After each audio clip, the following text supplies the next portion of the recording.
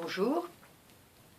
Nous avons dit la dernière fois que nous continuerions à parler du sens des obstacles et des difficultés dans nos vies. Et d'autant plus que plusieurs personnes m'ont même demandé de parler du sens des épreuves dans nos vies.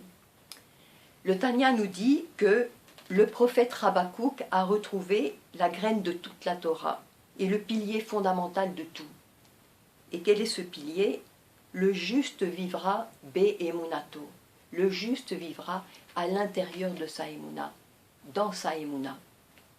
Alors quelle est donc cette émouna tellement fondamentale? Le mot hébreu émouna a la même racine que émounim, qui signifie des entraînements. L'éitamen, c'est faire des exercices, faire des entraînements. Par exemple, un soldat, s'il veut devenir un soldat d'élite, fera des entraînements de plus en plus poussés pour devenir de plus en plus performant. Et de même, un athlète, s'il veut devenir un athlète aussi de plus en plus performant, fera des exercices de plus en plus difficiles, de plus en plus intenses. Et ça, c'est l'extérieur, c'est les muscles, mais nous, Dieu, parce qu'il nous aime, nous donne aussi cet entraînement à l'intérieur, un obstacle et un autre obstacle et une difficulté, pour que nous puissions dévoiler l'énorme potentiel qui est en nous, toutes ces forces extraordinaires qui sont en nous, et toutes les capacités, tous les dons dont nous n'avons même pas idée, mais qui sont en nous. Parce que souvent, nous ressentons comme si nous sommes un nain, mais en fait, Dieu sait qu'à l'intérieur de nous, il y a un géant. Et il nous donne ces obstacles et difficultés pour dévoiler cet énorme potentiel que lui, il sait qui est en nous. Et il nous prépare. Et il nous prépare à quoi? Alors, à un moment ou à un autre, vient l'épreuve. Et à ce moment-là, parce que j'ai réussi mon entraînement, au moment de l'épreuve, je peux me dépasser complètement, je peux me surpasser. Et je me connecte à celui qui est tout, à celui qui est infini. Et c'est ça le projet de ma vie. Je me connecte à Dieu. Et je vois à ce moment-là, En od milevado.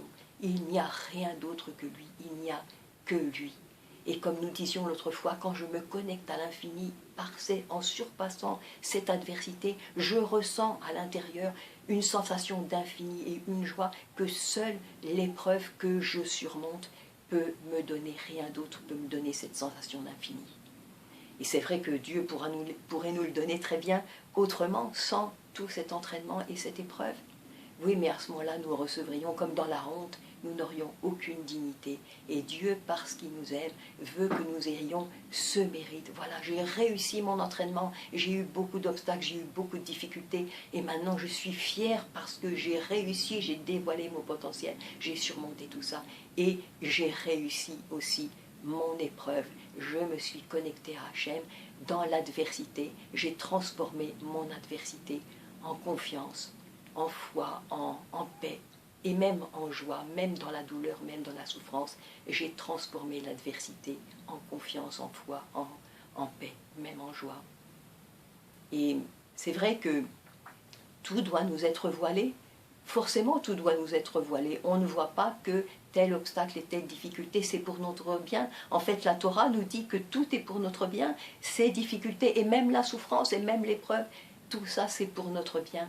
Mais si c'était dévoilé, tout le monde voudrait les difficultés, tout le monde voudrait les obstacles et même les souffrances, parce qu'on saurait que Dieu veut nous donner le projet, veut nous donner le suprême, la connexion avec lui, et que c'est pour nous faire avancer, tout est pour notre bien, mais nous n'aurions aucun mérite. Alors tout doit nous être voilé, et comme ça, moi j'ai la dignité et j'ai tout ce mérite.